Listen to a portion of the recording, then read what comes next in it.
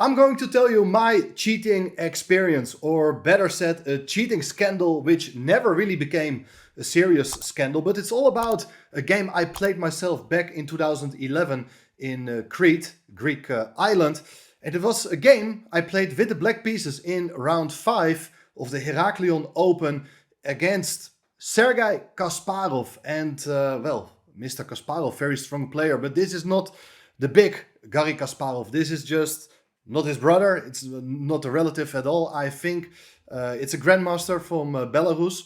And, well, it's one game I'm very proud of. But let's have a look what happened in the game, and then I'll tell you what happened later. I'm playing with black. My opponent played 1 e4 and I played e5. And we get the Spanish opening. I played the main line with a6, asking the bishop what it's going to do. And my opponent, he takes on c6. So this is the exchange variation. I'm taking back with a d-pawn, very typical, so that if you take the pawn on e5, there is this move queen d4, and you're going to regain the pawn. That's not dangerous. Castling kingside is the main continuation, but now knight takes e5 is a sort of a threat, because you're no longer able to regain the pawn, as white is going to quickly play rook e1, and if you have taken the pawn on e4, the queen will be lost. So here, black has to decide how he is going to defend that pawn on e5. And there are various ways of doing so. Bishop d6, f6.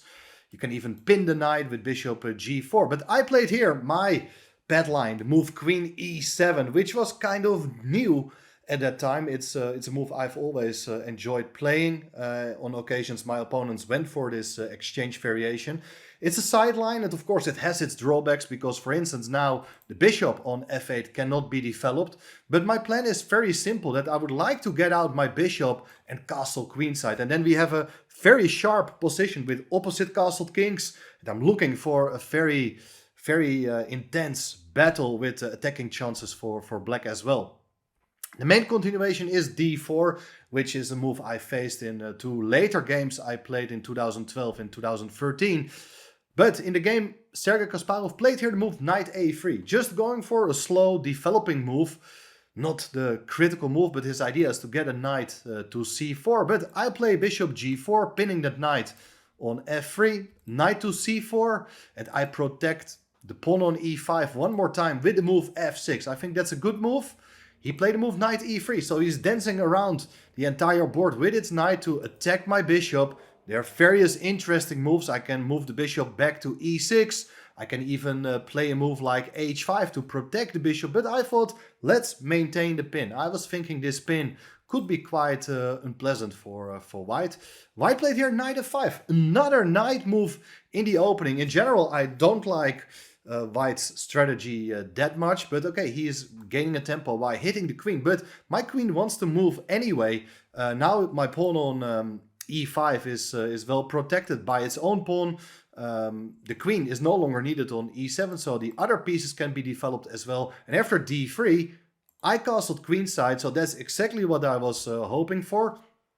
Now the move bishop e3 was played, so white also continues with his own development. And here, I was thinking that knight on f5, it's an annoying piece. I want to put pressure on it, and I think my next series of moves, it's very instructive, because I played here the move bishop g4, attacking that knight, so I'm threatening to win a pawn, and therefore the knight had to go back, moving it again, goes back to g3. And the reason I moved my bishop away from h5 is that I wanted to launch my h-pawn. So the idea is to go h4, attack the knight, maybe play h3, try to open the files, and I think I am much faster opening up the files towards the opponent's king. And white, well, needs a lot of time in order to get some attack going. h3 was played. I can still play h4, so I'm ignoring white's threat that he's attacking the bishop. I can counterattack the knight on g3, but I thought, okay, I'm not in a rush. I just go back with the bishop to e6, and now I was thinking that pawn on h3, that's a hook. I can really try to open up the king side very soon with the help of that pawn on h3. My opponent played d4. He wants to strike back, and if I would take on d4, probably go for the move queen takes d4, offering the exchange of queens.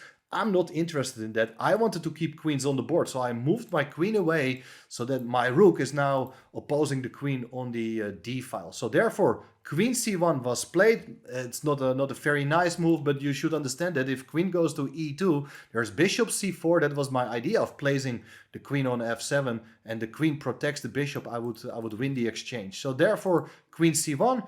And here again, I can still take on d4. I don't think it's really a bad move, but I'm not interested in cooperating with my opponent. I'm looking for my own attacking chances here. With the move g5, d takes e5 was played. If I take back, then pawn on g5 can be taken.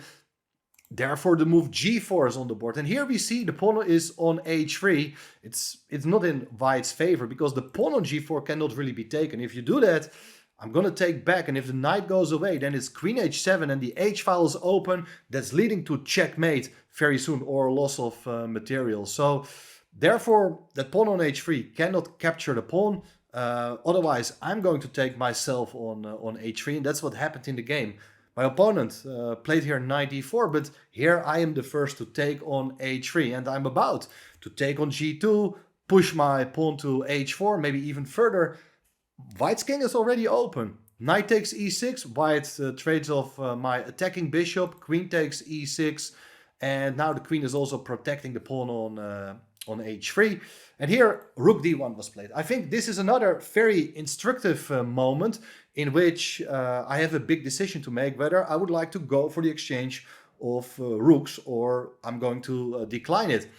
And like on the previous occasion with the queens opposing each other, I really want to keep pieces on the board. I'm looking for an attack, so I may take on d1, but if the rooks are getting exchanged, it's not only the exchange of one pair of rooks, it's also that his queen will come over to the king side to help its king, and I don't think my attack is that dangerous any longer. So therefore I played rook e8, and here we see the rook on d1, it's standing there, but the queen on c1, it's stuck. It cannot come forward. So g takes h3, queen takes h3 was played, and I'm just a few moves away from launching a decisive attack along the g-file. So I want to kick the knight and then put the rook on the g-file. Queen goes to d2, and I just decided to take the pawn on e5. I think there are a lot of other interesting moves, but I wanted to keep it simple. I was thinking I'm not in a rush.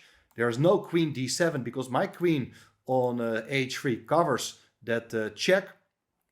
So bishop g5 is played, and now there's a big threat as White is seriously intending to sacrifice the queen on d8, and if I take the queen, the rook will recapture and it's checkmate on d8. So I have to come up with an idea to stop the mate. I can place a bishop or a knight on e7. It's perfectly playable, but I thought b6 is also very sensible so that I have an escape square with my king. Knight f5 was played. Also very interesting move. Now these pieces, they look very aggressive, very active, keeping the files close. Now the queen on h3 is no longer guarding the d7 square. So queen d7 is a serious threat. How I'm going to cope with that? Well, my idea, and that's what I had been anticipating, I planned it in advance, is to sacrifice my knight with the move knight f6. I'm covering the square. If you take the knight as what was played in the game, now the rook will come with tempo to the g-file. And that was my main idea of sacrificing the knight. I want to get my rook there. It's just about trying to attack the white king as quickly as I can. After a move like knight g3 was not played in the game, my intention was to sacrifice the rook. And after f takes g3, it's bishop c5 with check, and White can only avoid mate by sacrificing the queen. So that is game over. Knight g3 is not possible. You have to go back with your bishop. If you go back to g5, my idea was to go bishop c5, bringing the bishop out. Bishop is looking excellently here, and I don't see a good move for White. I mean, the queen on d2 needs to keep the bishop defended. I have always the plan to go queen g4 and regain the material by taking on g5. So that was my main intention. Instead, my opponent, well, he didn't go for bishop g5. He played here the move bishop g7. Now I'm going to take on g7. His idea was to give a check on d7 with the queen, and this is tricky because I have only 2 squares for my king to go to. But if I would go to b7, ouch, that's a huge blunder, allowing knight d6 check, discover check, and white is going to win the queen on h3. So I have to go to b8, that makes my choice very simple. And now knight takes g7 was played, and white is still a piece up, but this is what I had been calculating in advance, and I was absolutely delighted to have spotted my next move, because really I don't want to try to regain the knight somehow or just move the queen. I would like to keep the attack going, and therefore I played this move, rook e6, avoiding the exchange of queens, and the rook cannot be taken by the knight, of course, as the rook is pinning the knight. If you take with the queen, of course, I can take the queen already because the knight is not a good defender. It's still pinned. I can also just take on g7, and it's going to be checkmate on the next move after white gives up the queen. So white is having a big problem. Rook g6, that is the idea. It's not only to avoid the exchange of queens. No, it's a rook lift along the 6th rank, playing for checkmate. So therefore, queen f7 was played. Now I give a check on g4. King has to go away, and now I take with the rook on g7. I'm attacking the queen. I've regained my material. Both my rooks are protected by the queen, and the most important thing is that the white king is wide open. Rook d8 check. Well, white is first. White can give a check, but here we see this safe square for my king. I don't think white has an attack himself. My pawns are excellent defenders.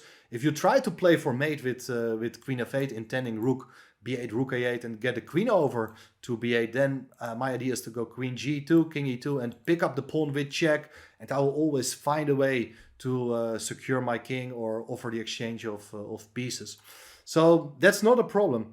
In the game, my opponent played queen f5, once again offering the exchange of queens. And here again, I could just go for the exchange of queens here, swapping queens on f5, and play this endgame, which is better. I'm going to win the pawn on f5, so I'll be 2 pawns up. It's a double pawn plus an extra pawn on the h-file, but I'm looking for mate. That's the spirit of the entire game. I play the move queen g2 check. King has to go to the center, and now another very fine move I was pleased with to have seen in advance. It's the move rook to g4. With an attack on this pawn on e4, and I'm sacrificing the rook on e6. I'm not interested in that rook because it's all about a mating attack with my 2 strongest pieces. The king has to go to the d-file. In the game king d2 was played, I should point out that if you play king d3, then I have queen f3 and the king has to go to d2 anyway, and we get basically the same position as in the game. King d2 was played right away, and now it's queen takes f2, and if you go to the back rank, then it's rook e1, and it will lead to checkmate very soon. So king has to go to c3, and now it's queen c5 check, and here it's just game over, because if you play king b3, it's queen b4 with checkmate. Rook supports the queen. That's the first idea. If you go king d3, then it's queen e3 with another cute mating pattern of queen and rook.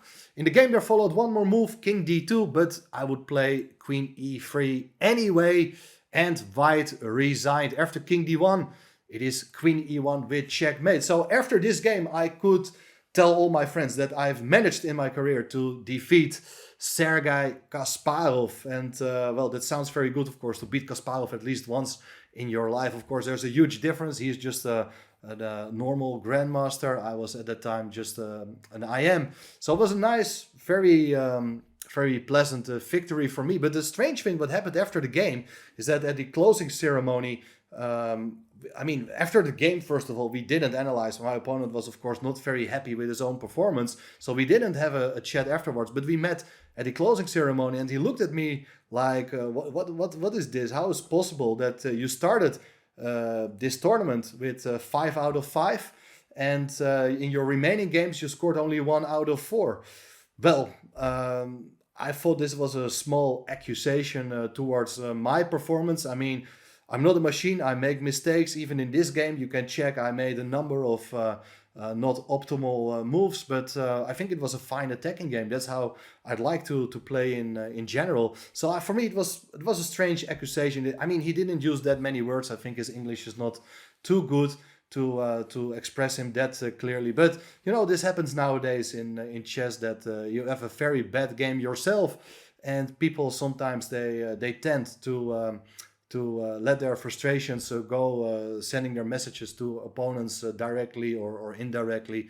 I felt it was not very nice, but of course I didn't make it a scandal out of it. I just let it go, and I was enjoying myself with this game, and I'm still glad to show it. So please let me know, what do you think of this game? Do you think I'm a cheater? In fact, I mean, that could also be. I cannot really defend myself. I try to defend myself, but if you think if it's anything is suspicious about this game, just let me know, and I'm curious to hear. Make sure to subscribe as well, and of course more scandals are going to be covered on the channel. So see you soon again.